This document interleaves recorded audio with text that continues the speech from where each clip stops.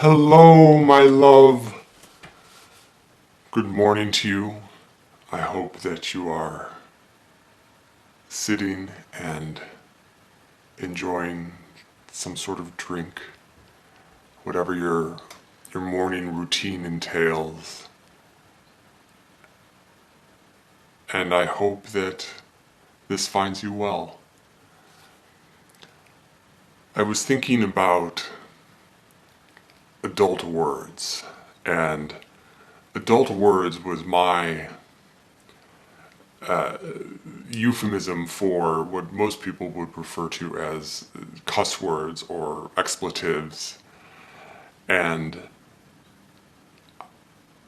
but I did not like to use those terms. I much more preferred to always refer to them as adult words, because the bottom line is that nothing is good or bad except that we make it so. And words are just words. Everything just is, ultimately.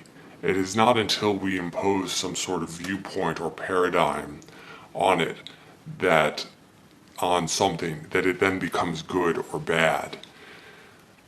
And that holds true with words.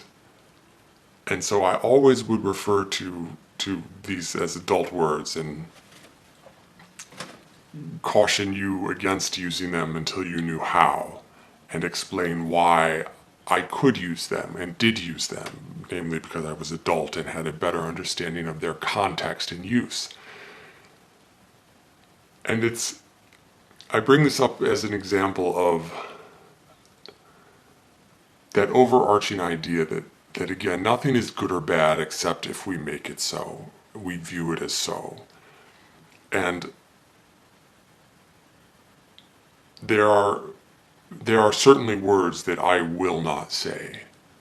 And words they're a funny thing in the sense that they are incredibly powerful and also incredibly meaningless at the same time. Just as they're not good or bad except if we make it so, their meaning and impact upon us is within our control. And so when someone uses a word against us that is derogatory or hurtful or hateful, whether we incorporate that into ourselves is up to us. And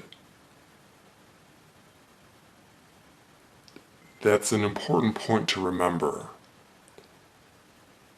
At the same time, if you are being cascaded with a barrage of hate, it is hard to hold the center, as it might say in the Tao. Yet it is still something to do, and to remember again that that center is there and that they are ultimately just words. The child phrase, "Sticks and stones may break my bones, but words will never hurt me," come to mind. Words can hurt, but only if you let them. And it's not always easy to not let them, but it is an important point to remember. Adult words are, at the end of the day, just words. And I don't think that we should be afraid of words. I think that we should understand them. I think that we should use them wisely. I think we should use them kindly as well. And that was also something I wanted to impart, to not be afraid of words, to be able to speak freely around children using adult words, to teach them that there are words that they should not use. There are boundaries, there are rules. And once they learn them, once a child learns them, then as they grow older, they will understand the concepts and be able to use them.